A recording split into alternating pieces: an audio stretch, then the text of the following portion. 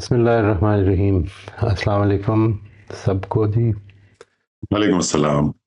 अच्छा जी, हम आज कोशिश तो हमारी ये है कि we should start with the next part, कि जिधर हम इसको देखें कि मज़हब अब क्या मुकदमा प्रेजेंट करता है, इन सवालों के जवाबात उससे क्या मिल जाते हैं, इस चीज़ को देखना है। लेकिन मैं ये चाहता हूँ कि पहले उसको हम, जो हमारा आखिरी पार्ट था, लास्ट पार्ट, उसको एक दफ़ा रिव्यू करके तो उसको वाइंड अप कर लें, और उसके जो फाइनल क्वेश्चंस की लिस्ट आती है वो अपने सामने रख लीजिए और कोशिश कीजिए कि इनको अपने पास रखें and then think about them. और इसमें अगर हमें आज बहुत टाइम नहीं मिलता तो फिर मैं चाहूँगा कि आप अपनी ओपिनियंस भी शेयर करें कि what do you think are the answers provided by religion. But let's start from what we have at hand.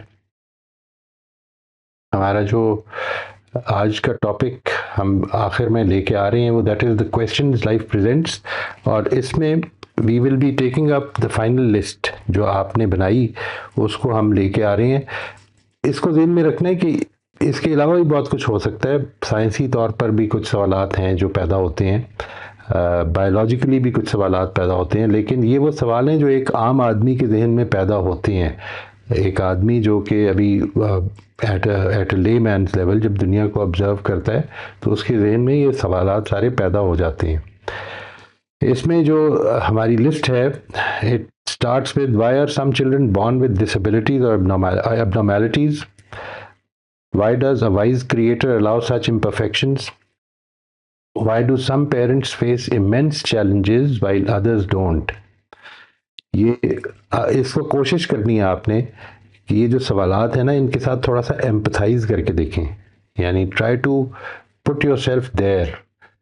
हमारे यहाँ भी औलाद है, अल्लाह ताला के फजल करम से बिल्कुल ठीक है, उसका बैलेंस है, ये हमने कुछ नहीं किया उसके अंदर। और जिधर अगर कोई थोड़ी सी इम्परफेक्शंस पैदा हो जाती हैं, ये नुमाया हो जाती हैं, तो वो भी, तो ये तकलीफ़ दे सूरत है, बहुत ज़्यादा तकलीफ़ दे सूरत है। ये सवाल सिर्फ इसको ब्रश साइड ना कीजिएगा, इसको कोशिश करें कि ज़रा थोड़ा सा पर्सनल लेवल पे एम्पथाइज करके देखें कि कितना इम्पॉर्टेंट क्वेश्चन है। ज़िंदगी पूरी गुजारनी है, ज़िंदगी ख़त्म हो जानी है, और इस पूरी ज़िंदगी में मुझे एक ऐसा चैलेंज दे दिया गया है जो शायद मुझे अपनी बाकी सारी ज़िंदगी फेस करना पड़ेगा। तो ये कितना इम्पॉर्टेंट चैलेंज बन जाता है। इसके बाद the next was, why is there unequal distribution of abilities, opportunities and resources? If all humans are created by the same God, why is there such a variance? हम सब अपनी अपनी एबिलिटीज़, अपॉर्चुनिटीज़ और रिसोर्सेज के साथ आते हैं, और ये हमारी वजह से नहीं पैदा होती। कभी हमारी ख़ानदान की वजह से, कभी हमारी पोजीशन की वजह से। वो जो पोजीशन है वो ख़ुद भी असल में कोई हमारी वजह से नहीं बनी होती।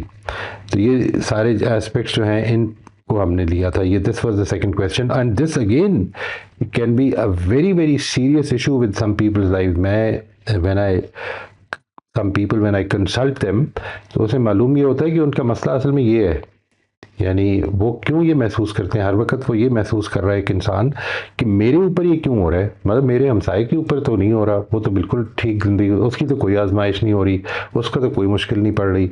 इस तरह के मसाइल बन जाते हैं। नंबर 3 ये कि why do good people often suffer while corrupt people succeed. Number 4, और अगेन इन सारे पॉइंट्स को आपने कोशिश करनी है कि ज़रा एम्पथी से गौर करें, इनको फील करके देखें कि जिस वक्त ये होता है कि इंसान ने बिल्कुल ठीक रास्ता इख्तियार किया और पता चला कि आगे रुकावटें ही रुकावटें हैं। Why do moral efforts not yield expected outcomes.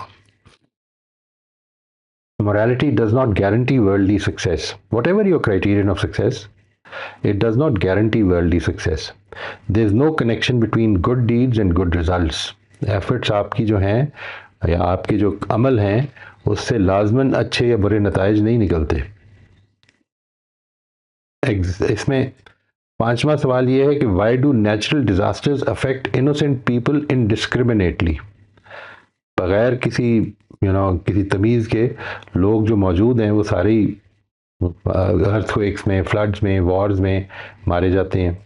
ना उनका लेना ना देना, अपनी ज़िंदगी के ख्वाब रखते थे और ख्वाब सारे के सारे अधूरे रह गए। Why is there injustice, persecution and oppression. The powerful oppress the weak, why does God not intervene.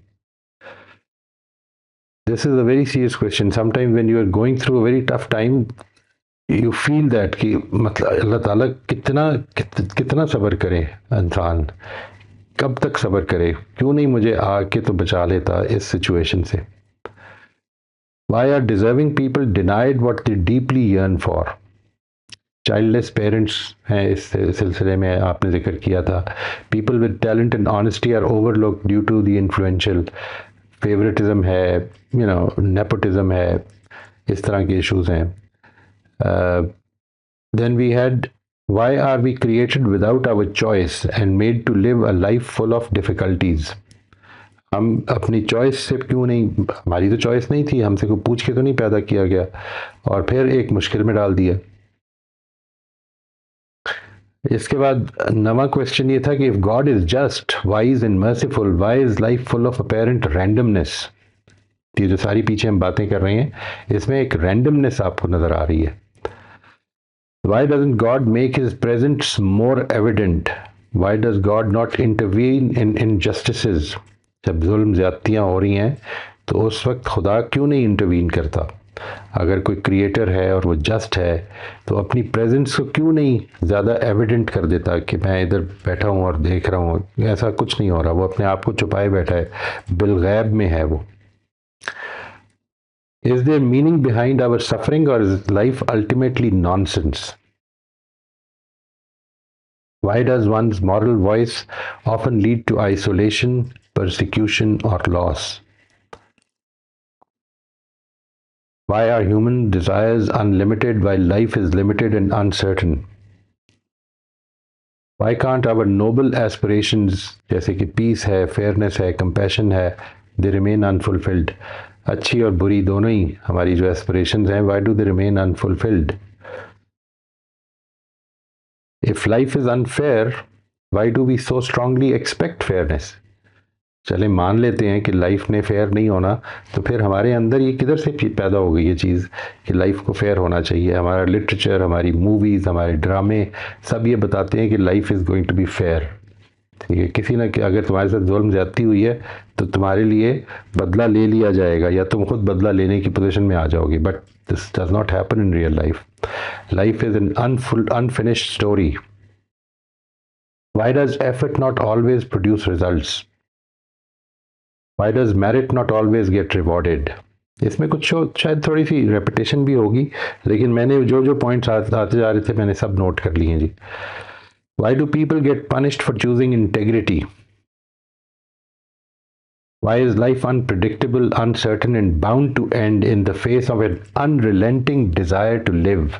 जिंदगी की ख्वाहिश, सेहतमंद जिंदगी की ख्वाहिश कभी ख़त्म नहीं होती, लेकिन ज़िंदगी अनप्रिडिक्टेबल है, अनसर्टन है और लाजिमन ख़त्म हो जाएगी. यानी अनप्रिडिक्टेबल और अनसर्टन का मतलब ये कि ये ख़त्म किसी वक्त भी हो सकती है. यानी आज बैठे बैठे हम आज शाम तक कौन जी पाएगा कौन नहीं जी पाएगा, आप इस छोटे से ग्रुप को ना सोचिए. हम तो प्रोबेबिलिटी यही है कि निकाल लेंगे अगर अल्लाह की मर्ज़ी होगी और उसकी सपोर्ट होगी. लेकिन इस दुनिया में कितने लोग हम जैसे हैं जिन्होंने दिन का आगाज़ किया है और मालूम नहीं रात तक होंगे या नहीं, और यकीनन उनमें से बाज़ होंगे जो नहीं होंगे. और आखिरी चीज़ ये कि why is compassion not always reciprocated? हम जिस वक्त दूसरों के साथ कंपैशनेट होते हैं तो दूसरे हमारे साथ क्यों कंपैशनेट नहीं होते? मैंने ये आपके सामने ये सारी जो चीज़ है ये इसका खुलासा कर दिया जी. ये 20 क्वेश्चंस हैं. ये मैंने कोई ऐसा नहीं कि 20 तक रिस्ट्रिक्ट किए हैं, मैंने कोशिश की है कि जितने आ रहे थे सब लिख लिए जाएं. अगर 22 या 21 या 23 भी होते तब भी, या 19 भी होते तब भी ठीक था. लेकिन this is how it is. It's a chance कि वो एक अच्छा नंबर बन गया. लेकिन ये 20 क्वेश्चंस हैं जो हमारे सामने हैं. इनको अगर आप चाहेंगे तो कंबाइन भी कर सकते हैं. इन सवालों के जवाबात पे गौर करना है कि ये हैं, वाकई हैं, और इनको ज़रा थोड़ा सा एम्पैथिकली सोचना भी है कि ये इतने ऐसे नहीं कि ये एकेडमिक क्वेश्चंस हैं. These are very real, very humane questions कि जिसमें इंसान फ्रस्ट्रेशन का, डिप्रेशन का, एंग्जाइटीज़ का शिकार होता है अगर वो उसके ऊपर ये गालिब आ जाएं. तो इनका क्या हल है? इसका कोई मज़हब कोई इसके बारे में रहनुमाई करता है? इसके बारे में सोचना है जी.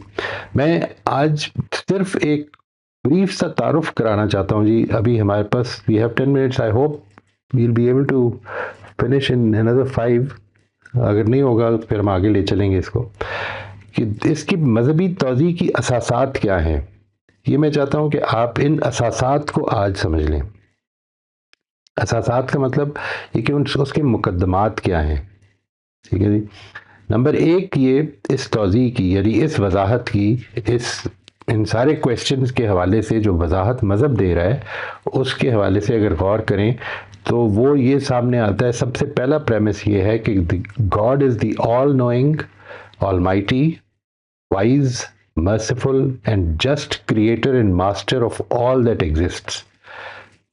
ये 5 सिफात हैं जी जिनका जिक्र हो रहा है यहाँ पे, ख़ास तौर पर इनको नोट कीजिएगा। ऑल नोइंग, ऑलमाइटी, कदीर, समी, कदीर, वाइज, हकीम, मर्सिफुल, रहीम, और just, Adil, creator and master of all that exist. वो हर चीज़ का, और वो हर चीज़ को जानता है, हर चीज़ पर कुदरत रखता है, उसके अंदर बेपनाह हिकमत है। वो बहुत ही ज़्यादा मेहरबान है, बहुत ही ज़्यादा मेहरबान है, और उसकी मेहरबानी जो है वो कंटिन्यू करती है। ऐसा नहीं कि वो अभी मेहरबान हुआ और उसके बाद उसकी मेहरबानी ख़त्म हो गई हमारी तरह, लेकिन वो कंटिन्यू करती है, वो कंटिन्यूसली मेहरबानी कर रहा है। और वो इंसाफ पसंद है, वो बैलेंस पसंद करता है। वो इसका इस सारी की सारी क्रिएशन का वो क्रिएटर भी है, इस सारी की सारी एग्जिस्टेंस का क्रिएटर भी है और मास्टर भी है। नंबर 1 प्रेमिस ये है। नंबर 2 ये है कि एवरीथिंग वेदर विलिंगली और unwillingly is totally submissive to God. वो मुकम्मल तौर पर हर चीज़ जो है इस दुनिया की, वो उसके आगे सरफगंदा है। वो अगर कोई कुत्ता है या बिल्ली है तो वो अपने काम में लगा हुआ है, ठीक, कॉन्टिन्यूसली अपने काम में लगा हुआ है, वो पूरी ज़िंदगी अपने काम में गुजार देता है। और तीसरा प्रेमिस ये है कि man is given freedom in a limited sphere to submit to God by choice और to turn away from him. उसको एक बड़े छोटे से स्फीयर में, और वो स्फीयर है रिस्पॉन्ड करने का, वो स्फीयर है आपके साथ जो कुछ हो रहा है उस पर आप क्या करेंगे। इस स्फीयर में इंसान को फ्रीडम दे दी गई है, सिर्फ इस स्फीयर में। यानी ना तो आपको ये इख्तियार दिया गया कि आपने कब पैदा होना है, कहाँ पैदा होना है, किन हालात में पैदा होना है, क्या अपॉर्चुनिटीज़ आपको मिलनी है, क्या कैपेसिटीज़ आपके अंदर होंगी, क्या एबिलिटीज़ आपके अंदर होंगी, कितना आप सोचने समझने की सलाहियत रखते होंगे, कितना आपके अंदर फिज़िकल एबिलिटीज़ होंगी, कितनी आपके अंदर इमोशनल रेगुलेशन की एबिलिटीज़ होंगी। ये सब कुछ आपको नहीं पता, ना आपको दिया गया है। इसमें जो कुछ है उस पोटेंशियल को आप डेवलप करने की, मेहनत करके डेवलप करने की सलाहियत तो रखते हैं, लेकिन अपने अंदर पोटेंशियल क्रिएट नहीं कर सकते। अगर किसी चीज़ का पोटेंशियल नहीं है, इंसान के अंदर अगर आंखें नहीं हैं तो आंखें पैदा नहीं कर सकता, ये प्रॉब्लम है। उसको एक बड़े लिमिटेड स्फीयर में फ्रीडम दे दी गई है to submit to God by choice. यानी जिस तरह बाकी सारी दुनिया, बाकी सारी एग्जिस्टेंस जो है वो टोटली सबमिटेड टू गॉड है, इंसान का भी अक्सर हिस्सा जो है वो सबमिटेड टू गॉड है। एक छोटे से स्फीयर में उसको फ्रीडम देकर ये देखा जा रहा है कि वो अपनी मर्जी से खुदा के आगे झुकना पसंद करता है या उससे मुंह मोड़ता है। ये 3 प्रेमिसेस हैं जी जो बेसिक हैं। इसकी अब हम डिटेल्स में जाएंगे आगे। मैं चाहता हूं कि इधर हम आज के लिए रोक लेते हैं, और फिर if you have any questions which I am sure and any comments, तो उसको हम पहले ले लेते हैं, and from there we will move forward जी। इंशाल्लाह अगले हफ्ते हम इनकी तफसीलात करेंगे फिर इन सारे पॉइंट्स की। पिछले हफ्ते से आयशा असद, जफर और अंबर, मैं देख रहा था भी जफर और अंबर तो आज नहीं है, लेकिन आयशा मौजूद है। आयशा, अगर आप लास्ट वीक का अपना लास्ट सेशन का सवाल या कमेंट करना चाह रहे हैं तो आप अनम्यूट कर लीजिए। अस्सलाम वालेकुम। वालेकुम अस्सलाम रहमतुल्लाह। जी सर, जो सवालात मेरे जहन में थे तो उनमें से बहुत सारे तो अभी मैं देख रही थी कि वो उनका हो गए हैं ना, 20 पॉइंट आपने बताए हैं। तो उसमें 1-2 पॉइंट हैं जो मुझे समझ नहीं आते। एक तो जिन खवातीन के चेहरों पर तेजाब गिर जाता है, सारी जिंदगी दुख और तकलीफ में गुजारती हैं, और अगर वो रिकवर हो भी जाए तो उनका दुख खत्म नहीं हो सकता। तो मतलब उनको लोगों की नफरत समेटनी पड़ती है, और पसंद नहीं करता उनको कोई। तो मतलब अल्लाह ताला जिंदा क्यों रहने देते हैं, और सही ऐसा बात है क्यों होता है कि बंदा दुख सहता रहे और जालिम जो है वो जिंदनाता रहे। ये मेरा ख्याल है बात हो गई है, आप जो आपने पॉइंट्स बताए। जी। मेरा ख्याल है दूसरी मतलब बात ये ये थी, मिसाल तो शायद नहीं हुई, लेकिन इस नौयत की बात आ गई है कि एट्रोसिटीज़ हैं, जुल्म ज़्यादतियाँ हैं, नेशनल लेवल पे भी हैं, इंडिविजुअल लेवल पे भी हैं, और उस पर सब खामोशी है। यानी जी कुछ लोग मर जाते हैं, वो भी तो जुल्म है ना, किसी की जान ले ली है। और कुछ लोग जो हैं वो उस डिफेक्ट के साथ, उस प्रॉब्लम के साथ, अब बाकी जितनी भी ज़िंदगी है, छोटी है, ज़्यादा है, कम है, बाकी सारी ज़िंदगी उसके साथ गुजारने पे मजबूर हैं। और दूसरा ये कि अल्लाह ताला जो है वो बेवकूफ़ और ज़िद्दी लोगों को क्यों पैदा करते हैं। यानी वो खुद भी अज़ियत में रहते हैं, दूसरों की भी ज़िंदगियाँ मुश्किल बनाए रखते हैं। तो अगर हमें उनको देखकर ये लगता है कि ये लोग ना होते, ज़िंदगी ज़रा बेहतर गुजर जाती। ये ज़बरदस्त सवाल है। यानी आपको लगता है कि वो बेवकूफ़ और ज़िद्दी लोग जो हैं उनको यानी अपनी इस प्रॉब्लम का एहसास नहीं है। असल में इंसान क्या कुछ कर सकता है, इसको अगर समझना हो ना, तो एक बड़ा सिंपल सा प्रिंसिपल है जो कुरान मजीद ने बताया है। वो अपने साथ वो चीज़ पसंद करता है होनी, यानी वो बेवकूफ़ और ज़िद्दी लोगों के साथ मामला करना पसंद करते हैं। नहीं करते। ये है जो चीज़ उनको जवाब दे करार बैठा बना लेगी। यानी इंसान जिस तरह से चाहता है कि दूसरा उसके साथ मामला करे, इंसान को उस तरह मामला करना चाहिए। इससे फ़र्क नहीं पड़ता कि दूसरा कर रहा है या नहीं कर रहा। तो ये तो उस आजमाइश का हिस्सा है। तो यानी यूँ समझ लें, अगर वो बेवकूफ़ और ज़िद्दी लोग मैं हूँ, तो this is what my test is कि मैंने रिस्पॉन्ड कैसे करना है। यानी सिचुएशंस पैदा हो रही है ना, उससे मैं बेवकूफ़ियाँ भी कर रहा हूँ और ज़िद भी कर रहा हूँ। ये वो सफ़ीर है जिससे मुझे गुंजाइश मिली हुई है, जिससे मुझे आज़ादी मिली हुई है, जिससे मैंने रिस्पॉन्ड करना है। और अगर वो बेवकूफ़ और ज़िद्दी लोग मेरे अलावा कोई हैं, तो ये वो सिचुएशन है कि जो मेरे कंट्रोल में नहीं है, मुझे अब इस सिचुएशन को रिस्पॉन्ड करना है। यानी मैं either I am a subject और आई एम एन ऑब्जेक्ट। दोनों सूरतों में अगर तो ये मेरी आजमाइश का हिस्सा है तो मुझे अच्छा रिस्पॉन्ड करना है। अगर ये मैं हूँ, ये मेरे अंदर ये क्वालिटीज़ हैं, तो फिर मुझे अपने आप को ठीक करना है। इसलिए कि मेरी आजमाइश जो है इसमें मैं फेल हो रहा हूँ अगर मैं इस तरह करता रहूँगा। सर वैसे तो मतलब सब सवालों के जवाब ये मिल जाते हैं कि आजमाइश है, लेकिन जो हमें अपनी लाइफ में जो सिचुएशंस पेश आ रही होती हैं उनमें हम उसको रिलेट नहीं कर पाते दीन के साथ। राइट, इसके ऊपर हम इंशाल्लाह बात करेंगे जी। This is what we will be talking about in the next few sessions, कि ये दीन का जो ये दीन की तौज़ी जो है इस बारे में वो क्या है, और फिर हमें उसको किधर तक लेके जाना है।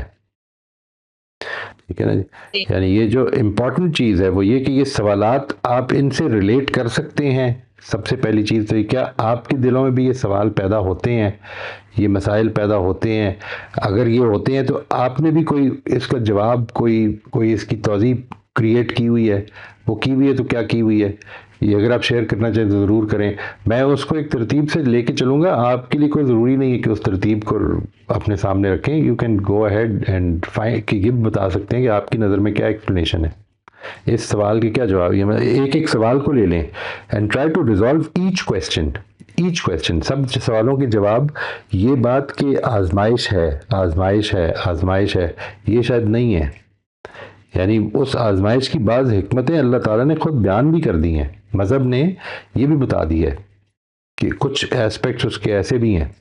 यही बात कि क्यों नहीं इंटरवीन करते, ठीक है, अल्लाह ताला क्यों नहीं इंटरवीन करते, ये भी बता दिया। आजमाइश तो है। अच्छा, फिर ये बात कि डिस्ट्रक्शन होती है, तो उसने इस चीज़ के बारे में यानी कुछ चीज़ बताई है। यानी खलकल मौत वल हयात लियब्लुवकुम अय्युकुम अहसनु अमला जो है, इसको मैं जब आम तौर पे देखता था तो मुझे ऐसा लगता था कि इससे मुराद ये है कि ये ज़िंदगी का कारखाना जो है ये असल में आजमाइश के लिए बनाया गया नहीं। वो कह रहे हैं कि मैंने मौत को भी तख्लीक किया है। मौत is not merely the absence of living. Death is is another entity के जिसको तख्लीक किया गया। यानी हम इस वक्त अगर आप गौर करें तो ये पूरी की पूरी दुनिया जो है, पूरी दुनिया अपनी इस इकोलॉजी को जो मेंटेन करती है, उसमें death is an integral part. आप सोचिए ज़रा कि अगर इंसान ना मरता या चीज़ें ना मरती, दूसरी मखलूक़ात ना, हम खाते हैं किसी चीज़ को तो हम किसी को की जान ले रहे होते हैं, चाहे वो पौधा खा रहे हैं, चाहे वो जानवर को खा रहे हैं, हम किसी की जान लेते हैं। इस दूसरे जानदार जो हैं वो एक दूसरे की जान लेकर तो जिंदा हैं, चाहे वो घास ही खा रहे हैं, ठीक है ना जी। यानी वो कुछ ना कुछ वो डिस्ट्रक्शन हो रही है। और इस डिस्ट्रक्शन के अंदर जब मैं इसको सोचता हूँ कि मौत मर जाएगी, ठीक है जी, आखिरत में मौत मर जाएगी, तो मुझे लगता है कि जब कुरान मजीद ये कहता है कि उनको ऐसा गोश्त दिया जाएगा जो उनको पसंद आएगा, वो गोश्त ऐसा नहीं होगा कि जिसके लिए जानवर ज़िबा किया जा रहा होगा। यानी ऐसा नहीं कि स्लॉटर हाउस अल्लाह ताला ने जन्नत के बाद लगाया होगा। यानी ये तो इस दुनिया की ज़रूरत के तहत ये निज़ाम बनाया है कि तुम्हारे लिए ये मौत के ज़रिए से चीज़ें मिल रही हैं। यानी मौत को तख्लीक किया है इंसान की भी और दूसरी चीज़ों की भी। अच्छा, और वो कई दफ़ा मौत खुद याद दहानी का बायस बनाई जाती है। तो वो एक आप today we are sitting over here, शाम तक पता नहीं कितने लाखों लोग फौत हो जाएंगे, हज़ारों लोग फौत हो जाएंगे, हमारे नोटिस में भी नहीं आएगा। लेकिन जिस वक्त वो एक जगह पर इकट्ठे हो जाते हैं और कोई वाक़या हो जाता है जिसकी वजह से वो फौत हो जाते हैं, तो वो पूरी दुनिया के नोटिस में आता है, वो ज़िक्रा बनता है, वो याद दहानी बनता है। इस चीज़ को हमें देखना है। यानी ये वो एस्पेक्ट्स हैं कि आप अगर एक एक सवाल को ले लेंगे, एक एक क्वेश्चन को उठा लेंगे, तो आपको उसके अंदर, मैं तो अभी शुरू करूंगा इस पे, मैंने जिस तरह अर्ज किया, ये 3 बेसिक प्रेमिसेस हैं जो मेरी नज़र में मैंने समझे हैं, ठीक है जी। You all of you have a right to disagree with that, ये कोई प्रॉब्लम नहीं है। लेकिन मैं अपना पॉइंट ऑफ व्यू बताऊंगा, इसके बाद सेशन आपका है, आप जिस तरह चाहे उसको आप एक्सप्लेन करना चाहें, आप उसे मज़ीद सवाल ऐड करना चाहें, you have all the right to do that. साहब, ये जो बड़ी इंटरेस्टिंग बात आपने की अभी कि अगर हर सवाल का जवाब ही हम ये निकाल लें कि ये तो एक इम्तिहान है जिंदगी और बस क्या करें इसका, तो ये कोई बहुत प्रोडक्टिव जगह नहीं है रहने के लिए, राइट। सोच के हवाले से।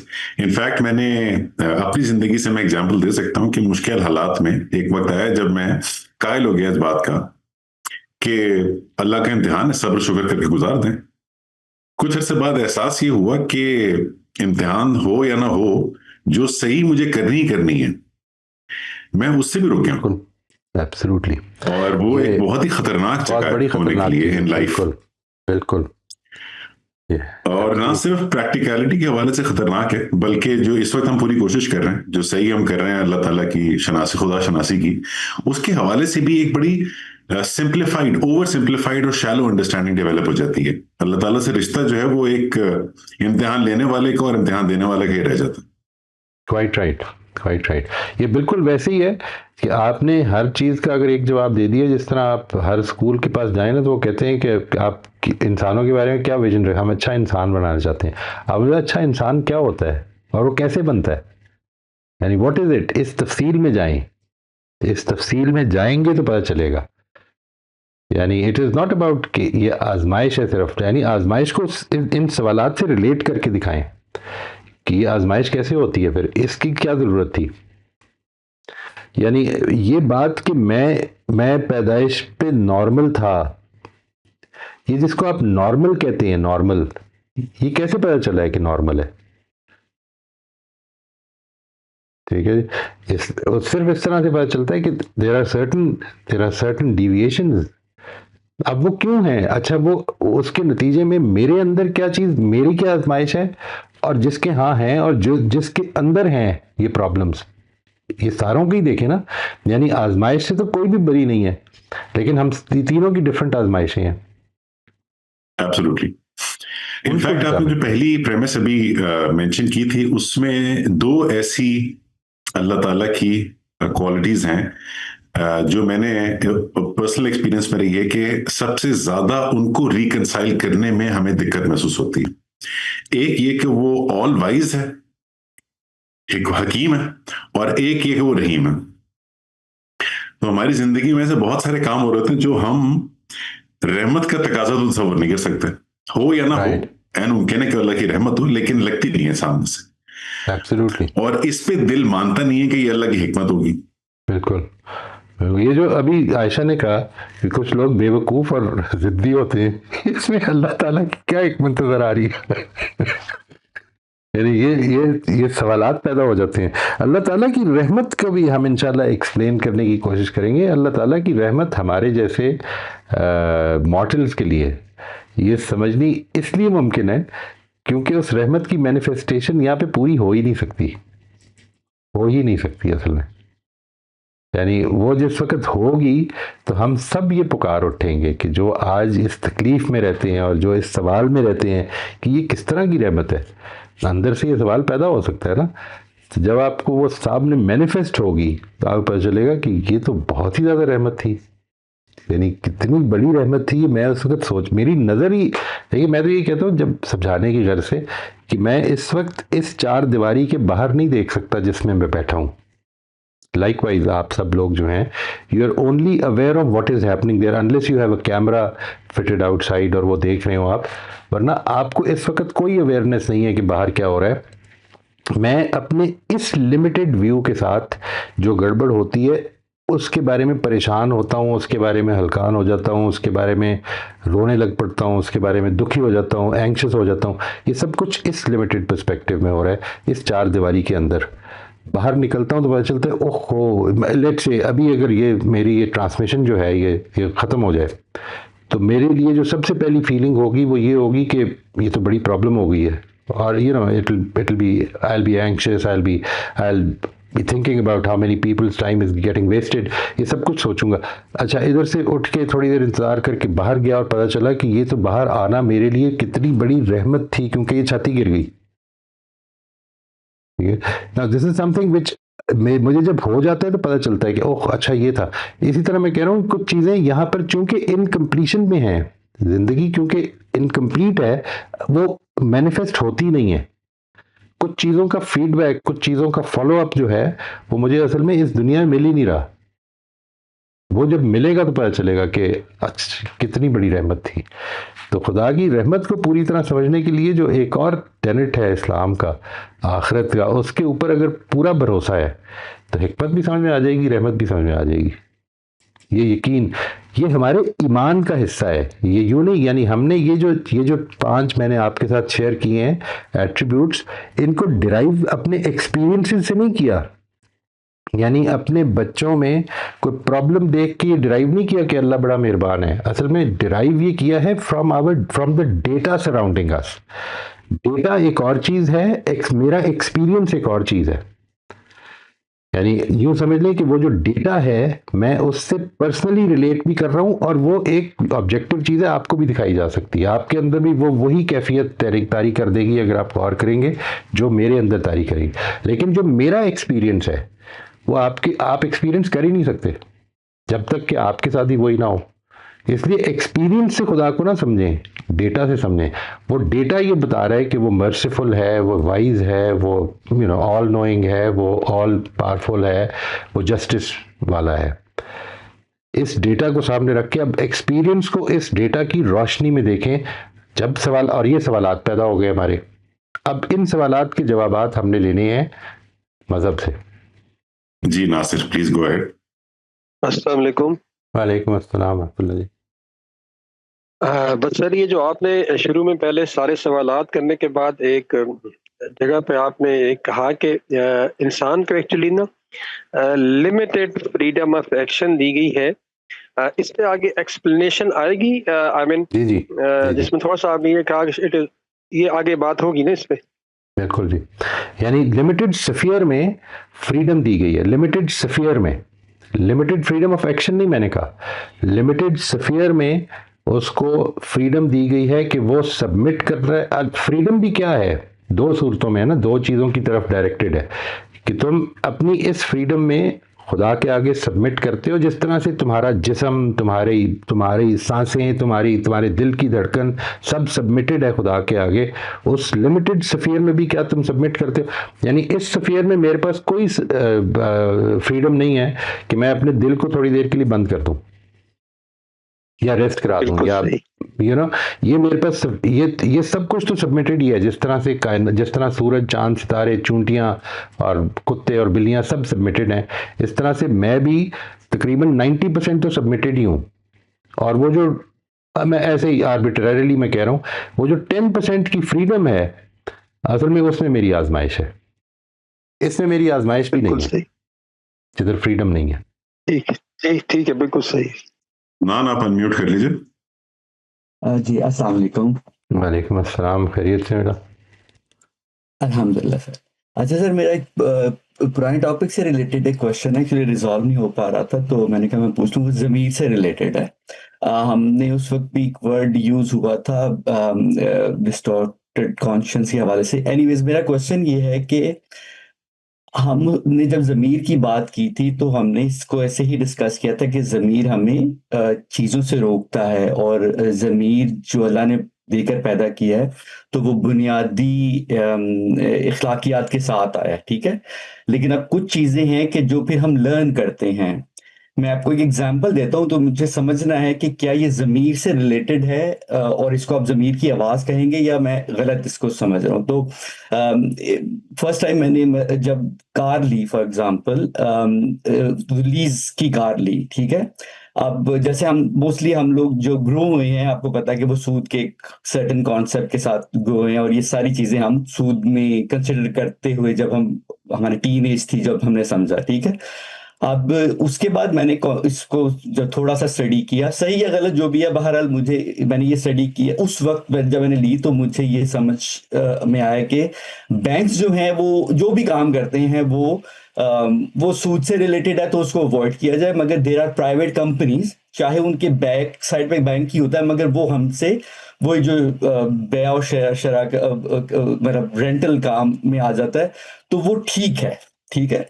अब उस बेसिस के ऊपर बैंक को मैंने अवॉइड करते हुए एक प्राइवेट कंपनी से उन्हीं शराइत के ऊपर लीज पर गाड़ी खरीद ली, ठीक है।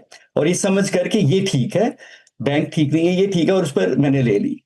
अब वहां पर जब मैं ले रहा था, ये बार बार दिमाग में आता था कि यार ये असल में ना तुम अपने लिए आसानी ढूंढ रहे हो, क्योंकि तुम्हारे पास तो इतने पैसे नहीं है कि तुम नई गाड़ी खरीद सको, तो तुम आसानी ढूंढ रहे हो। आप दिमाग को जवाब देते थे कि मैंने स्टडी कर लिया, ये मैं अपने सिर्फ सेल्फ डायलॉग की बात करता हूँ, मगर वो चीज दोबारा दोबारा आती थी, इवन कि अब ले भी चुके हैं उसके बाद भी वो सवाल आता था कि यार ये असल में ना तुमने आसानी ढूंढी है अपनी। अब ये क्या है, क्या ये ज़मीर मुझे आवाज दे रहा है, या ये क्या डायलॉग है, इसको हम कहाँ पर रखेंगे? ये असल में तशकीक है जी। ये जो सूद का इशू है, जो अभी आपने सारी बात फरमाई है, इसमें असल मसला जो है ज़मीर की हद तक वो है क्या, ठीक है। जो ज़मीर की प्योर आवाज़ है वो क्या है, वो ये है कि ज़्यादती नहीं होनी चाहिए। वो जो सूद के सिलसिले में जो बयान हुए हैं वो बेसिकली क्या है कि तुम बेइंसाफ़ी करोगे ना तुम्हारे साथ बेइंसाफ़ी होगी। ये है ज़मीर की आवाज़, ठीक है जी।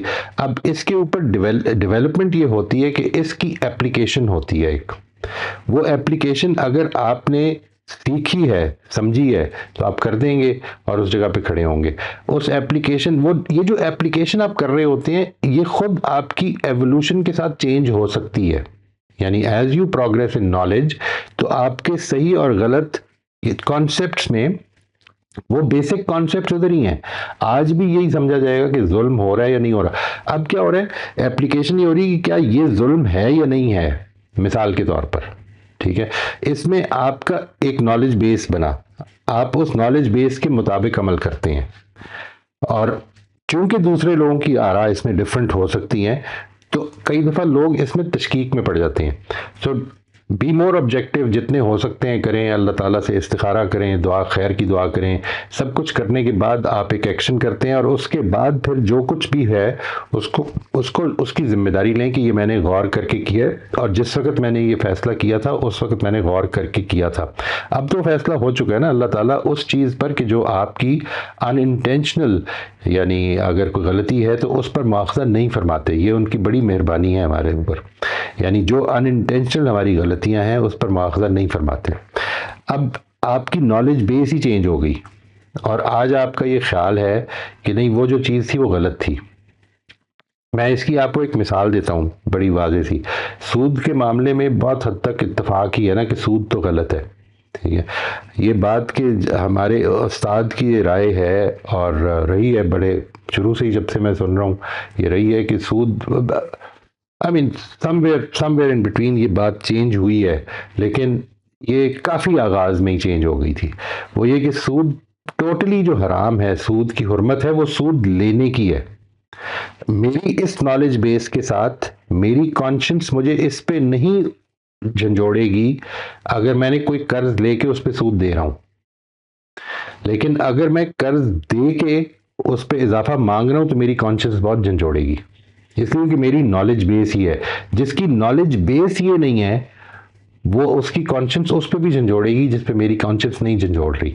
ये है मसला। सबसे पहले तो ये समझ लें, एप्लीकेशन ओरिएंटेड चीज़ों में ये मसला होगा और रहेगा। लेकिन एक वो चीज़ है कि उसूल, मिसाल के तौर पर एक आदमी ये कह रहे है कि मैं स्टबन हूँ और मुझे बर्दाश्त करो, ठीक है जी, और स्टबन होना कोई गलत नहीं है।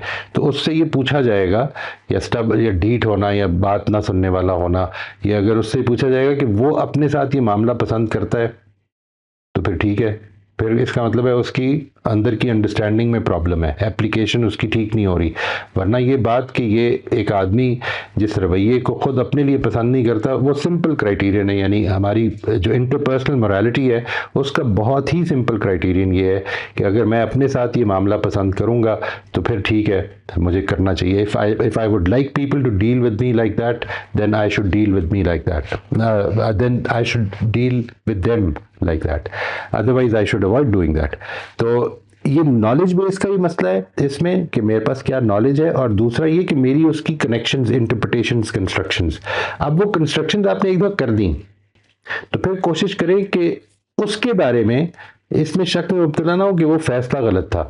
आप बेशक सोचते रहें, उसके बारे में सोचते रहें, जो फैसला कर लिया वो इंटेंशन आपकी ठीक थी, उस वक्त आपका ये मसला था कि मैंने ये कर लिया। अगर ये नहीं करेंगे तो you will become obsessively concerned about whatever you are doing, ठीक है जी। ये खतरनाक चीज है। इसमें सोच जो है वो आपने इस पर 1000 दफा सोचें कि अच्छा मुझे आइंदा अगर करना पड़े तो मैं इस पर दोबारा रिव्यू कर लेता हूं, लेकिन जो माजी के फैसले थे वो मैंने अच्छी इंटेंशन के साथ किए थे, उनको मैं रिव्यू कर नहीं सकता, उनको I can't do anything about them, ठीक है। डोंट थिंक अबाउट देम कि वो उस वक्त मैंने ये कर दिया था, उस वक्त मैंने ये कर दिया था। नहीं, आज जो मेरी नॉलेज बेस है उसके मुताबिक मैंने फैसले करने हैं, and this is what I am required to do. जो प्रॉब्लम इंसान को कई दफा हो जाएगी ना, वो ये हो जाएगी कल तो मेरी ये राय थी, आज मैं लोगों को क्या कहूँ। ये है जो ईगो अब आ गई है, इसको ना आने दें। Never let that come in front of you. जो दयानतदाराना राय है उसको बयान कर दें। अल्हम्दुलिल्लाह, वो ऐसे ये मिसाल बयान करने का ये मकसद नहीं था कि वो मैं पास्ट को वो करूं, मैं इस बात को समझने के लिए मिसाल सामने रखी थी कि बेसिक जो मैं बात आपसे कर रहा था आपने पार्टली उसका आंसर कर दिया, मगर वो यही थी कि जब आप चीजें समझकर कोई सोच तब्दील करते हैं तो कॉन्शियस, क्योंकि उस को अब आई डोंट नो कि वो कैसे काम करते हैं मुझे नहीं पता, मगर उसमें 2 डिसीजंस बड़े होते हैं, एक पास्ट का और एक प्रेजेंट का। अब उसको पुख्ता होने में शायद टाइम लगता होगा कि ये, तो वो आपको ये कहती है असल में कि क्या कहीं ये तुमने अपनी सहल पसंदी के लिए तो नहीं फैसला लिया होगा। Right. ये आवाज असल में आ रही होती है। राइट। तो उसमें डर ये लगता है, यानी कि जब वो बात सुनी थी तो मुझे ये डर लगा था कि शायद हम ये कह रहे हैं जबकि कॉन्शियस ठीक होती है, तो कॉन्शियस ठीक है, मेरी समझ गलत है। मैं यहाँ इस एंगल से इसको समझना चाह रहा था। नहीं, ये आना चाहिए। कॉन्शियस ठीक है, मगर मैं शायद मैंने एनालाइज करते हुए अपनी कहीं सहल पसंदी को ऐड कर ली है। नहीं, इसमें कॉन्शियस नहीं, आपने क्वेश्चन जो उठाया वो कॉन्शियस का है नहीं। असल में अगर आप ये डिटरमिन कर लेंगे ना कि ये मैंने इसको, ये जो फैसला किया था ये अपनी सहल पसंदी की वजह से, अपने लिए आसानी पैदा करने के लिए किया था, अब कॉन्शियस एक्टिवेट हो गई है। समझ आ गई बात? यानी जब तक यू आर कंसिडरिंग इट और आप ये सोच रहे हैं क्या मैंने ये इसलिए किया था या इसलिए किया था, नहीं, मेरी तो राय यही थी, सहल पसंदी नहीं थी। मैं दूसरों को भी यही बताता हूँ, मैं इसमें पब्लिक में भी यही कहता हूँ। तो जब ये है तो फिर मैं इस पे मेरी कॉन्शियंस जो है वो मुझे इत्मीनान में रहेगी।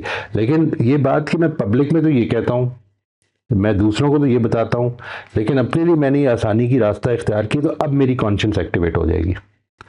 कॉन्शियंस का मतलब ये है कि you should be doing the same thing, उसी प्रिंसिपल पर अमल करें जिसको कि आप जिसका प्रचार करते हैं, जिसको आप अपहोल्ड करना चाहते हैं।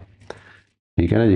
यानी अगर मैंने किसी मौके पर सहल पसंदी की है तो फिर मेरी कॉन्शियंस एक्टिवेट हो जाएगी, लेकिन ये सवाल कि क्या मैंने ये सहल पसंदी की है, इस पर नहीं कॉन्शियंस एक्टिवेट होगी, पहले इसका फैसला कर लें फिर होगी। ठीक। और ये सवाल होना चाहिए, this is an important question, ये जरूर होना चाहिए। देखिए जिंदगी में कभी भी अगर आपको शुबा है ना किसी चीज के बारे में, तो एहतियात ये है कि बेहतर ये है कि उससे थोड़ी देर के लिए अवॉइड करके सिर्फ गौर करें। आप ये फैसला कर लें कि मैंने इसके बारे में राय पहले कायम करनी है, या किसी की राय पे, अब अगर मैं आलिम नहीं हूं तो किसी की राय को फॉलो करना है।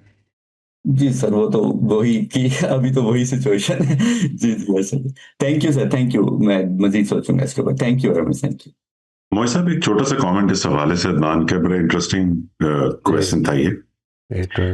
इसमें मेरे ख्याल में एक एस्पेक्ट और ये भी है कि एनी सिचुएशन के जहां पे हम खुद अपने मोटिव्स के बारे में डाउटफुल हो जाए, जो ऑन पेपर एक इम्पॉसिबिलिटी लगती है, इंसान को अपना मोटिव तो पता ही होता है, लेकिन हकीकत ये कि ऐसा नहीं होता। तो अमूमन स्पेशली जिस केस को अदनान ने भी डिस्क्राइब किया, जिस सिचुएशन को, उसमें यूजुअली फिर ये हो रहा था कि there is some internal conflict, दो कॉन्फ्लिक्टिंग बिलीफ्स साइमल्टेनियसली होल्ड कर रहे हो। जैसे फॉर एग्जांपल प्रोबेबली इस केस में एक बिलीफ उन्होंने रिसर्च करके क्रिएट किया कि ये वाला तरीका गाड़ी लीज करने का दुरुस्त है, लेकिन साथ ही उनका एक बिलीफ ये कि आसान काम हलाल नहीं हो सकता, दीन आसान काम कि ऐसे कैसे हो सकता है। मैं आसान काम का मतलब है आप धोखा दे रहे हैं अल्लाह ताला को, या आप चलाकी कर रहे हैं, और इन दोनों के बीच में कॉन्फ्लिक्ट में वो ना इधर रह सकते ना उधर रह सकते हैं। तो may be this is one of the scenarios जिसको बहुत इंसाइटफुल बात की आवाज की confusion, very insightful, very very insightful. I think ये अदनान जरूर नोट करें कि जो अली ने बात फरमाई है ये बहुत ही इंसाइटफुल है जी। यानी मज़हब के बारे में भी कुछ हमारे पैराडाइम्स हैं। हमारा ये ख्याल है कि मज़हब हमसे कुर्बानी ही चाहता है हर हाल में, तो उसके नतीजे में भी ये मसले पैदा हो सकते हैं। या मजहबी जिंदगी लाजमन फकीरी की जिंदगी होगी, ये है ना कुछ पैराडाइम्स है हमारे कि अगर मेरे पास अगर आसाइशों में रहता हूं मैं, तो फिर मैं कोई गलत काम कर रहा हूं, ये वाला एस्पेक्ट पैदा हो जाता है। दैट्स वेरी वेरी होता ना, हलाल तरीके से दौलत नहीं कमाई जा सकती। Right right. If you want to get rich, तो you have to do something wrong. Absolutely. बिल्कुल जी। नासिर आप अनम्यूट कर लीजिए। बस वो मेरा ख्याल है, मैं यही कहना चाह रहा था जो मुईज साहब ने आई थिंक बता दिया है, कि मेरे ज़हन में एक्चुअली यही सवाल रहा था, क्लैरिफिकेशन चाह रहा था कि ये जो एक बात सुनी हुई है, शायद हदीस है, ये क्या है कि जो चीज़ आपको शक में मुब्तला करे उसको छोड़ दो। तो थोड़ा सा आई थिंक वो इसकी एक्सप्लेनेशन आ गई। तो टू ऑल एक्सटेंट मतलब मेरा क्वेश्चन ये रिजॉल्व हो गया है। प्रॉब्ली बिल्कुल सही, मुझे मेरा भी ये कॉन्सेप्ट यही लगता है, जो इन्होंने पूरी बात बताई ना अभी, जो सिनेरियो क्रिएट किया, उसमें बेहतर मेरे ख्याल में यही होता है कि अगर मुझे चीज़ शक में डली हुई है, भले मेरा बिलीफ बना हुआ है या नहीं बना हुआ, एक पॉइंट ऑफ स्कूल और कह रहा है, दूसरा पॉइंट ऑफ स्कूल और कह रहा है, कुरान के अंदर एक क्लैरिटी है, सूद हराम है, तो नेचुरली समझ यही आती है एज ए बिलीफ या एज ए मुस्लिम कि उसको मैं टेम्परेरी छोड़ दूं, सो दैट वही बात के इनर मेरी सेटिस्फेक्शन हो जाए। राइट राइट, बिल्कुल। ये आसान सही रास्ता है, और मेरा ख्याल है ये आपको खुदा से जोड़ता है।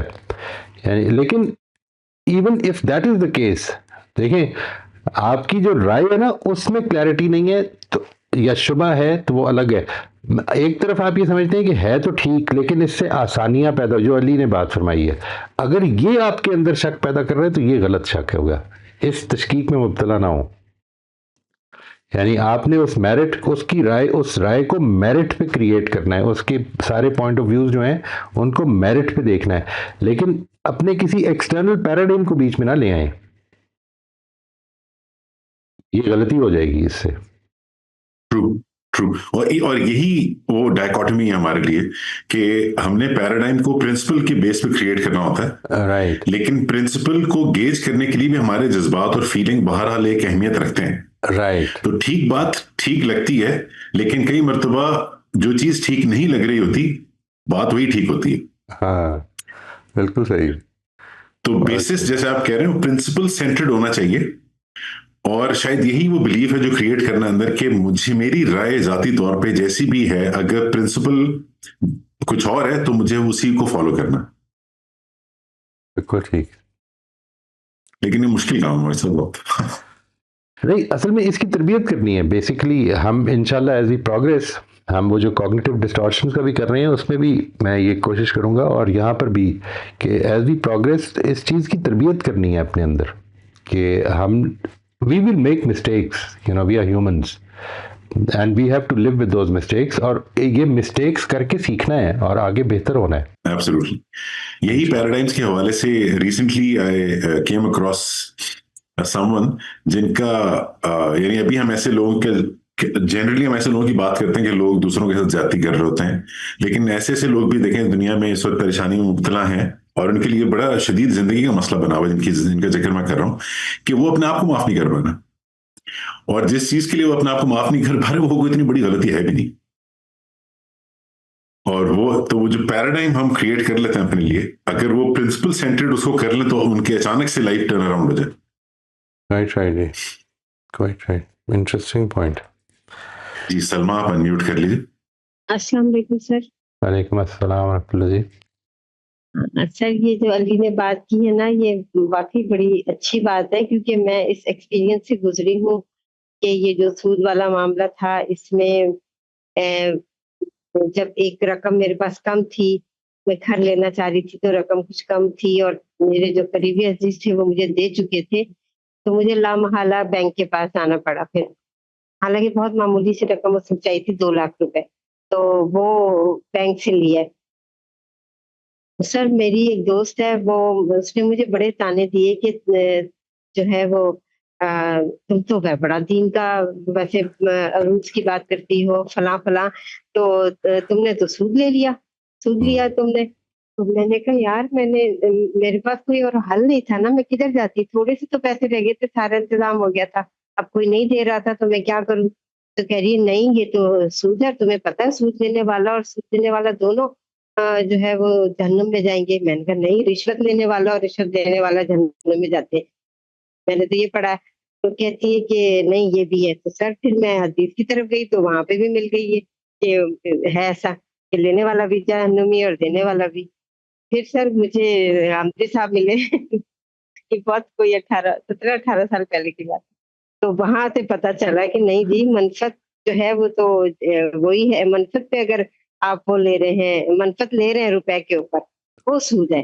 फिर कुरान को देखा, उसकी आयतें भी इसी पैराडाइम में थी। तो फिर मेरे दिल को तसल्ली हुई कि हाँ, मैंने जो है ना सही काम किया है, और मैंने कोई सूद अब देखिए ना, इस सिचुएशन से मैं खुद गुजरी, तो मुझे पता चला कि हाँ भाई, जब इंसान इतना मजबूर हो जाए कि कहीं से कुछ नहीं मिल रहा है, तो वो जाएगा सूद वाले के पास कि जी मुझे दो पैसा।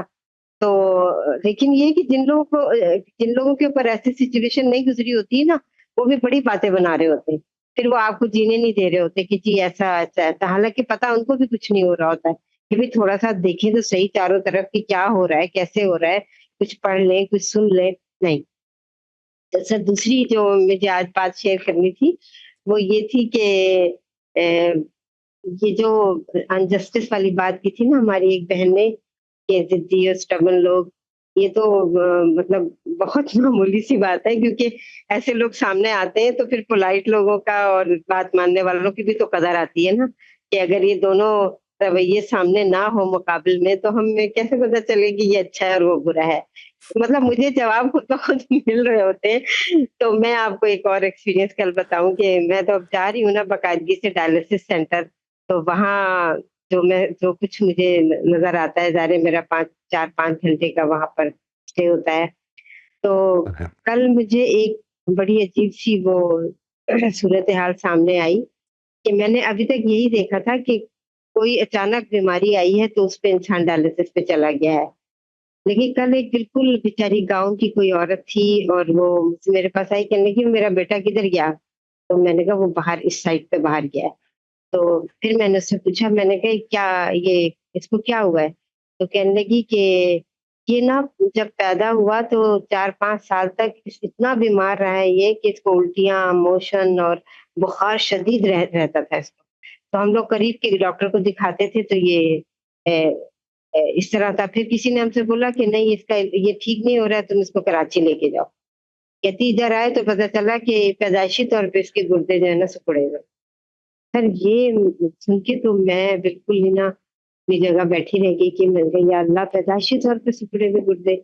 और अब वो लड़का तकरीबन 18-20 साल का था सर वो, और वो 18-20 साल से यानी यही डायलिसिस पे जिंदा है। तो अब देखिए खालिद जो है मतलब मेरे हस्बैंड जो है ये तो अभी 1 साल से है ना कि इतनी सारी चीजें होने के बाद इनके गुर्दे आहिस्ता कंडीशन में आए। लेकिन ये इसका बेचारे का और इस माँ का जो कि इतनी अजियत में है, तो ये सारी चीजें जो है ना फिर वही वाली बात आ जाती है। इसका जवाब भी मेरे पास यही है कि इन सारे सूरत हाल में जब हम अपने रवैये देखेंगे और अल्लाह की तरफ शुक्रगुजारी की तरफ जाएंगे, तभी तो अल्लाह ताला ऐसे लोगों के लिए जन्नत बनाएगा ना, और फिर वहाँ ये सब चीजें होंगी। बहुत तकलीफ है। तो सर मेरी आंखों में बहुत आंसू आए कल ना। ये मैं आपको बताना चाह रही थी, उस बहन को भी ये बताना चाह रही थी कि देखिए जस्टिस और इनजस्टिस क्या है, जिंदा रहना है। बहुत शुक्रिया जी, बहुत शुक्रिया, बिल्कुल ठीक फरमा रही हैं आप। रोज़बिन आप अनम्यूट कर लीजिए। जी अस्सलाम वालेकुम सर। वालेकुम अस्सलाम रहमतुल्लाह जी।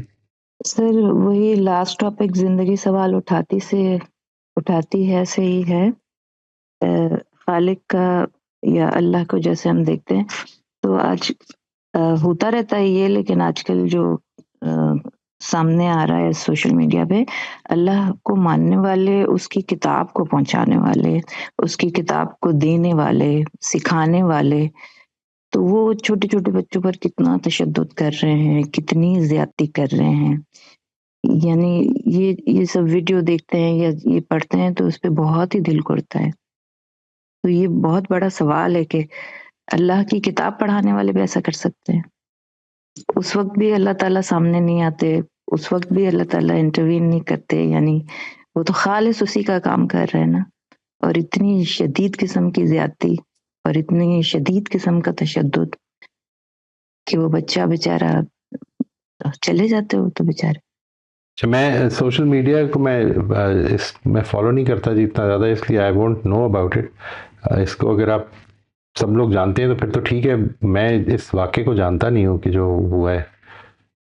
अगर मदरसे में बहुत होते रहते हैं ये, लेकिन हाईलाइट होते हैं तो वो फिर सामने आ जाता है। Quite right. देखिए उसमें जो है ना, एक अजीब सी बात है, मैं आपसे अर्ज़ करूँ, ये मेरा पॉइंट ऑफ व्यू ये है इस मामले में। एक्सक्यूज मी, मेरा पॉइंट ऑफ व्यू है ये, मैं ये नहीं कह रहा हूँ कि ये बिल्कुल ठीक बात है। मैं इसको समझता हूँ कि अखलाकी तरबियत मज़हब को प्रिसीड करती है। ये मैं इसको बयान भी करता रहता हूँ बहुत, मैंने इसके बारे में कहा भी है कि ये जो अखलाकी तरबियत होती है, अखलाकियात, सच बोलना, इंसाफ करना, कंपैशन शो करना, ये सब चीज़ें जो हैं ये मज़हब से ज़्यादा मज़हब को प्रिसीड करती हैं। और इसकी बहुत सारी वजूहात हैं, इनमें से एक वजह ये भी है, यानी मेरा ये ख्याल है कि अगर मज़हब से पहले ये नहीं हुआ या हमने इसकी कोशिश नहीं की तो मज़हब एक रिलेंटलेस तलवार बन जाती है, यानी इंसान की तबीयत में सख्ती पैदा करती है। मज़हब बजाय इसके कि इंसान को नरमी की तरफ लेके आए,